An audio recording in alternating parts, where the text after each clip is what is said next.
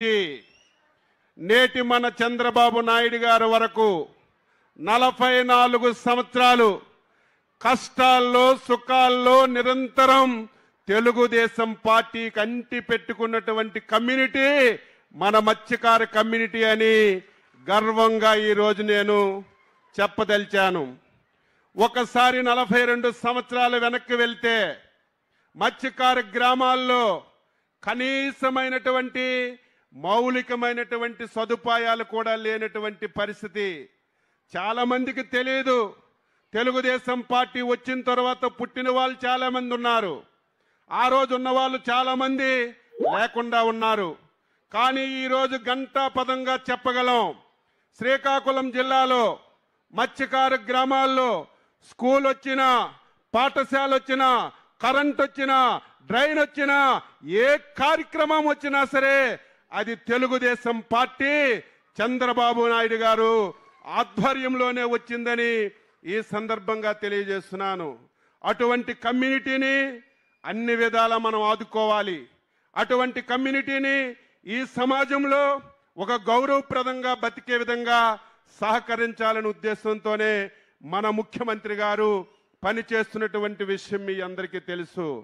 ఆ రోజు ఎన్టీఆర్ గారు గృహ నిర్మాణం కట్టారంటే మొట్టమొదటిసారి మత్స్యకార గ్రామాల్లోనే మనకి కట్టినటువంటి విషయాన్ని మీ అందరికీ కూడా గుర్తు చేస్తున్నాను. అయితే ఈరోజు రాష్ట్రంలో మీ అందరి అభిమానంతో, మీ అందరి ఆశీర్వాదంతో మొన్న జరిగినటువంటి ఎన్నికల్లో అచంచలమైనటువంటి విశ్వాసంతో ఎన్డీఏ పార్టీల్ని అధికారంలోకి తీసుకొచ్చారు. 10 మాసాలు అయింది. రాష్ట్రంలో ఆర్థిక పరిస్థితి చాలా దయనీయంగా ఉంది. ఈరోజు గత ప్రభుత్వాలు ఆంధ్రప్రదేశ్ రాష్ట్రాన్ని చిన్నాభిన్నం చేశాయి, ఆర్థికంగా కోలుకోలేనటువంటి పరిస్థితిని తీసుకొచ్చాయి. అయినా సరే ఇచ్చిన మాట ప్రకారం ఆ రోజు చంద్రబాబు నాయుడు గారు ఎవరైతే మత్స్యకారులు 2 మాసాలు వేట నిషేధ సమయం జరుగుతుందో వాళ్ళకి బతకడానికి భృతి ఇవ్వాలని మొట్టమొదటిసారి 4,000 రూపాయలు భృతి ప్రకటించినటువంటి వ్యక్తి మన నాయకుడు చంద్రబాబు నాయుడు గారు అని చెప్పి మీ అందరికీ తెలియజేస్తున్నాను. ఒక్క భృతే కాదు, ఈరోజు మీరు వేట చేసుకోవడానికి పడవలు కానీ వల్ల కానీ పట్టుకున్న చేపలు ఇతర ప్రాంతాల్లో అమ్మడానికి బొలోరా వెహికల్స్ కానీ మోపిడ్స్ కానీ అన్నీ మనం ఇచ్చాం. ఆ రోజు చంద్రబాబు నాయుడు గారు 10,000 ఇచ్చారు, 4,000 ఇచ్చారు, నేను 10,000 ఇస్తానని చెప్పి గత ప్రభుత్వం 10,000 ఇచ్చింది.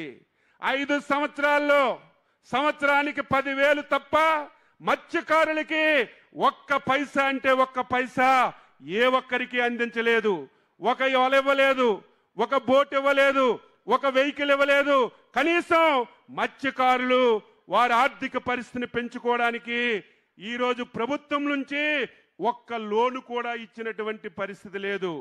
మొన్న ఎన్నికల్లో ఎన్డీఏ పార్టీలు స్పష్టంగా హామీ ఇచ్చాయి, మమ్మల్ని గెలిపించండి, మీకు ఇస్తున్నటువంటి 10,000 20,000 చేస్తామని చెప్పాము. కానీ అధికారంలోకి వస్తే ఆర్థిక పరిస్థితి చూస్తే చాలా దయనీయంగా ఉంది, ఇవ్వలేనటువంటి పరిస్థితి. చాలా మంది మత్స్యకారు పెద్దలు మన ముఖ్యమంత్రి దగ్గరికి వచ్చారు, సార్ మాకు ఆర్థిక పరిస్థితి తెలుసు, రాష్ట్రంలో చాలా ఇబ్బందులు ఉన్నాయి, చాలా సమస్యలు ఉన్నాయి, తర్వాత 20,000 ఇద్దరు కానీ ముందు 10,000 ఇవ్వండి అని అడిగారు. కానీ మన ముఖ్యమంత్రి గారు ఒప్పుకోలేదు. మాట ఇచ్చానంటే మాట నిలబెట్టాలి, ఇచ్చిన మాట నెరవేర్చాలని చెప్పి ఏదైతే మనకి ఏప్రిల్ 15 నుంచి మనకి నిషేధం సమయం వచ్చింది, ఈ సమయంలోనే 20,000 చొప్పున ఈరోజు మన ముఖ్యమంత్రి గారి చేతుల మీదుగా మీకు అందించడం ఇది ఒక శుభ పరిణామం అని ఈ సందర్భంగా తెలియజేస్తున్నాను. గత ప్రభుత్వంలో చాలా తప్పులు చేశారు. ఎవరైతే మత్స్యకారులు ఉన్నారో వాళ్ళకి భృతి ఇవ్వలేదు, మత్స్యకారులు లేనటువంటి వాళ్ళకి ఇచ్చారు. పట్టణాల్లో వ్యాపారం చేసుకున్న వాళ్ళకి ఇచ్చారు. ఎవరైతే డిపిటి పద్ధతిలో వాళ్ళ ఇంటిలో ఎవరికైనా ఒక పథకం వస్తే భృతి ఇవ్వడం ఆపేశారు. ఎవరైనా సరే 1000 లీటర్లు బోటుకు వాడకపోతే వాళ్ళని తీశారు.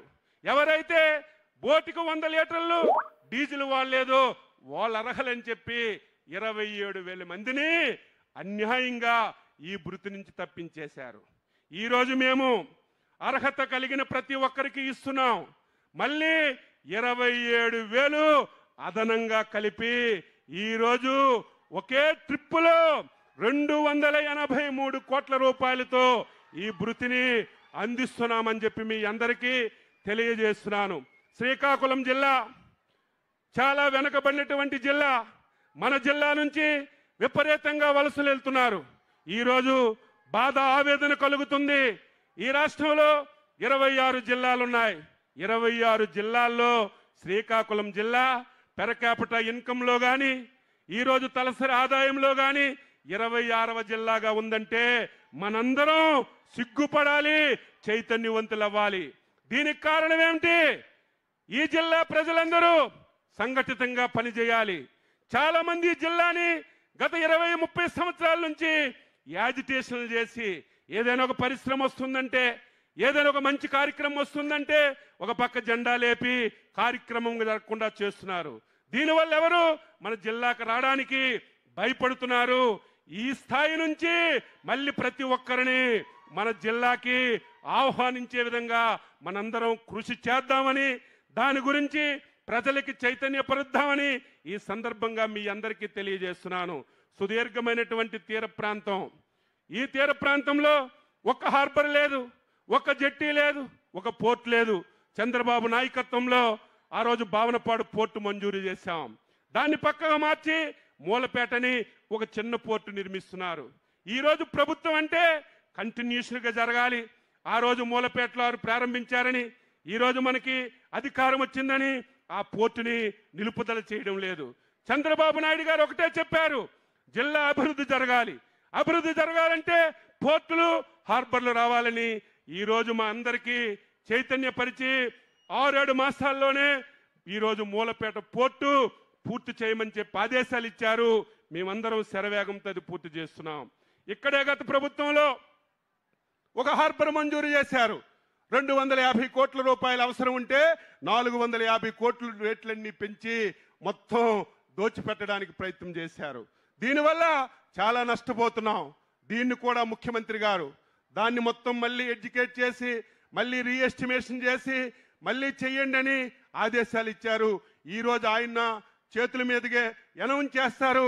తప్పనిసరిగా ఇక్కడ కూడా ఒక పోర్టు, ఒక హార్బర్ మంజూరు చేస్తామని చెప్పి తెలియజేస్తున్నాను.